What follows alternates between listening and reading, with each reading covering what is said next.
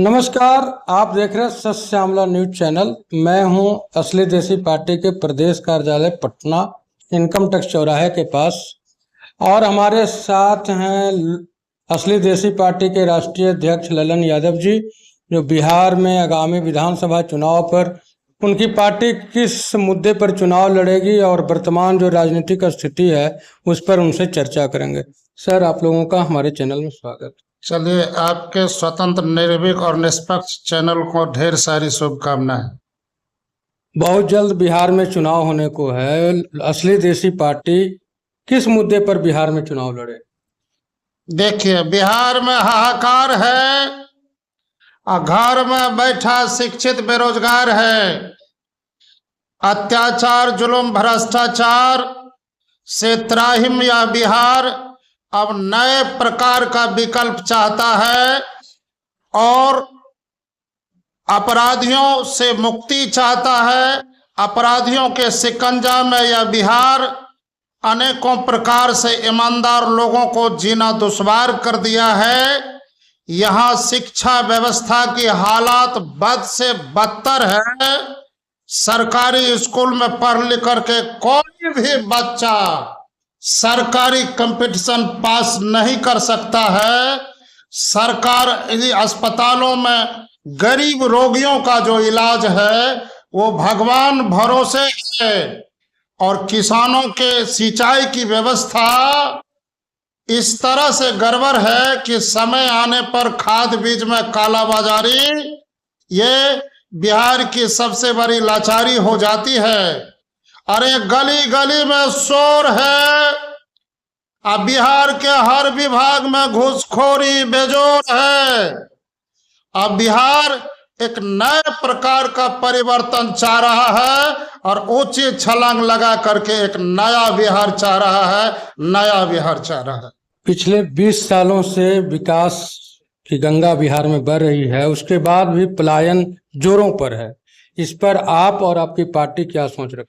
देखिए, बिहार बेरोजगारों का बिहार हो गया है। पिछले 20 वर्ष तो छोड़ दीजिए, 30 वर्षों से बिहार अफसोस कर रहा है कि हम लोग राजनीतिक चंगुल में फंसने को मजबूर हो गए हैं।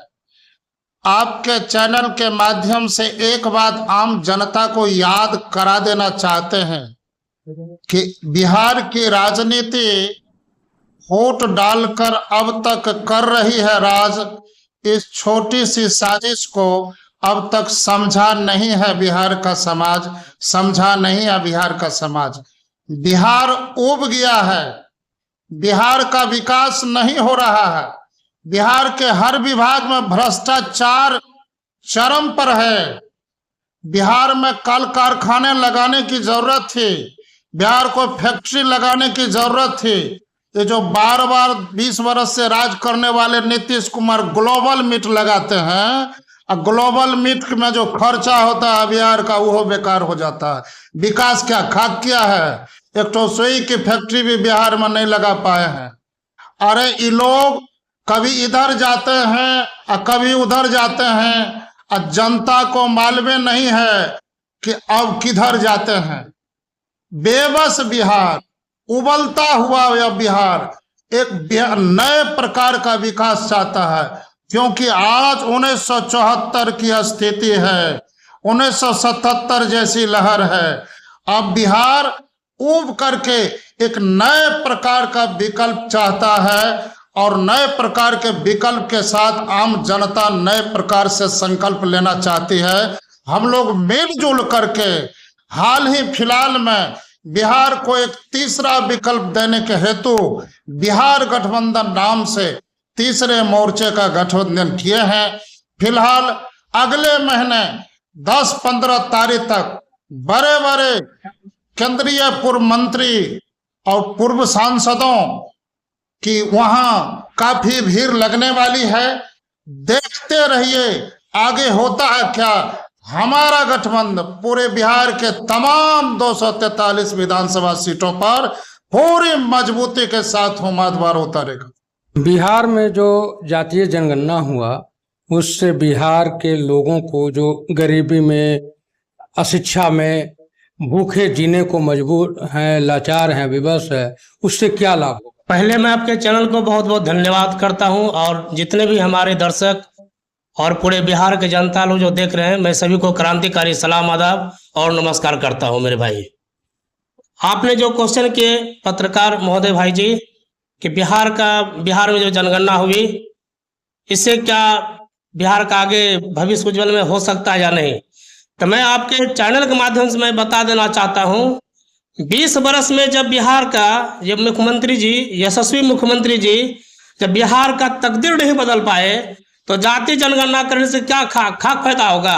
अगर जनगणना करना ही था आपको तो बेरोजगारों की जनगणना करते, अगर करना ही था आपको तो भूमिहीन जो कि मजदूर, प्रवासी मजदूर जो कि देश विदेश में जाके खटते हैं और इलेक्शन जब आते हैं तो वो केंद्र में बैठे हुए हैं, एक बिहार में बैठे हुए हैं, जब इलेक्शन का बिल्कुल बचता है तो वहां पर जाके कुछ ना तांडव करते हैं। पहलगांव हमला, हमला, पुलवामा हमला, कई प्रकार का हमला करवाते हैं, जिससे कि हमारे बिहार वासियों को दिग्भ्रमित करना चाहते हैं और वोट बैंकिंग के जरिए से राजगद्दी पर बैठना चाहते हैं। मैं उन्हें प्रधानमंत्री जी को और यशस्वी मुख्यमंत्री जी को मैं बता देना चाहता हूं, अगर जातीय जनगणना करना चाहते हैं तो सबसे पहले आपको बिहार में बेरोजगारों की जनसंख्या जनगणना करना चाहिए। और मैं बता देना चाहता आपके चैनल के माध्यम से, भूमिहीनों की जनगणना कीजिए।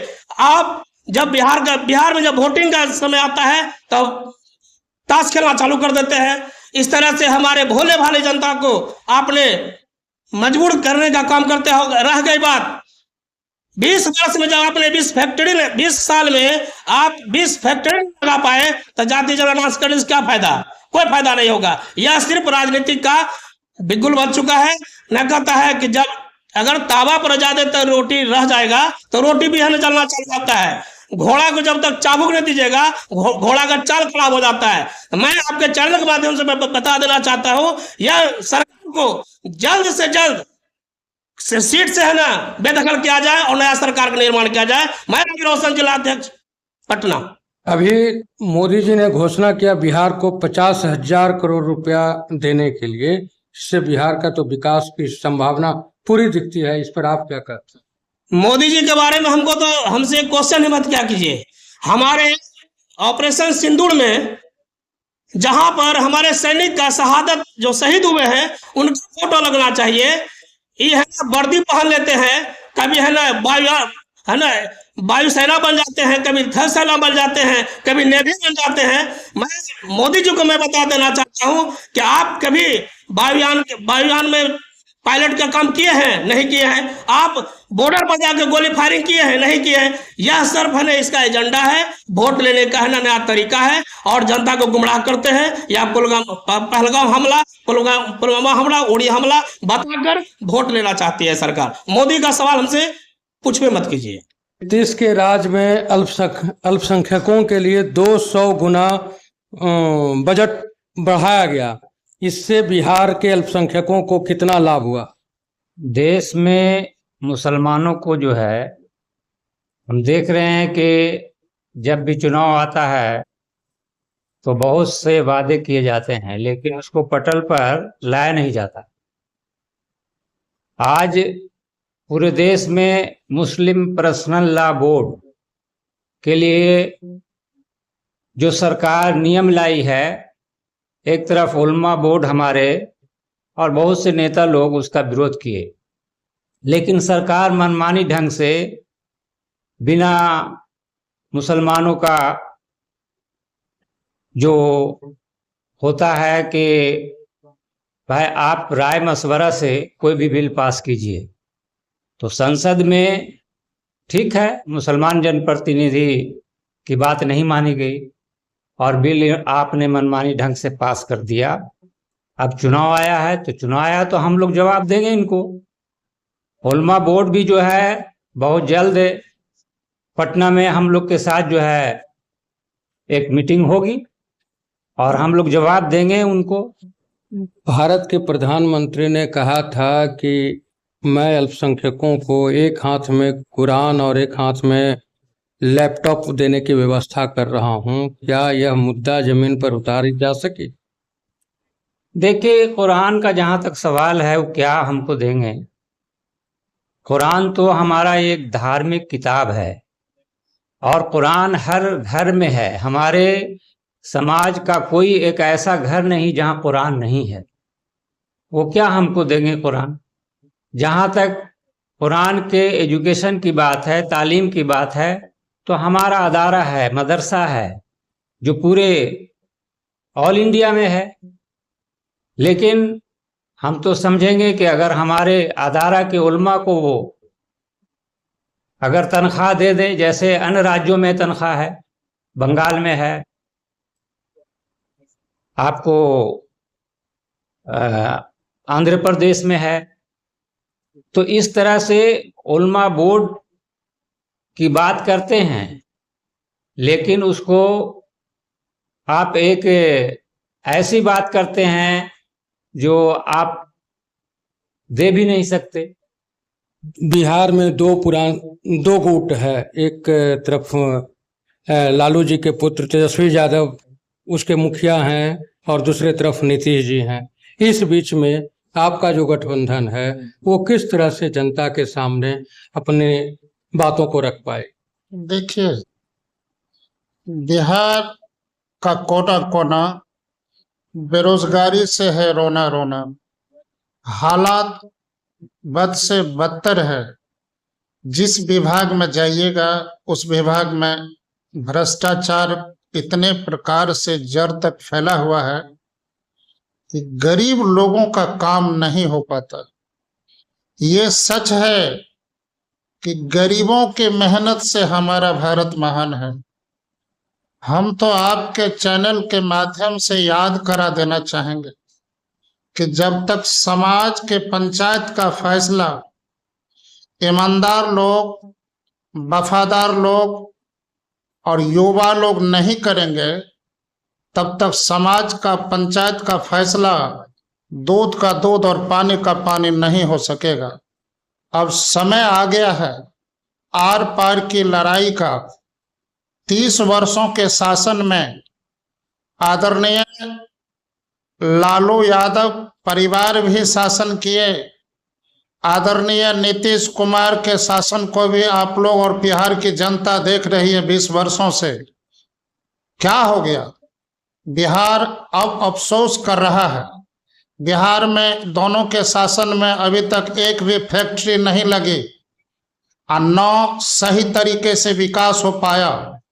बिहार के विकास का स्तर घट गया है, कारण कि बिहार से लाखों लाख युवा पलायन कर रहे हैं। अब देखिए, बिहार में लघु उद्योग, कुटीर उद्योग जो पहले जमाने में होते थे अभी गायब है, नहीं है। तो किस प्रकार से आम जनता का विकास होगा, इस लक्ष्य से हमारी सरकार भटकी हुई है।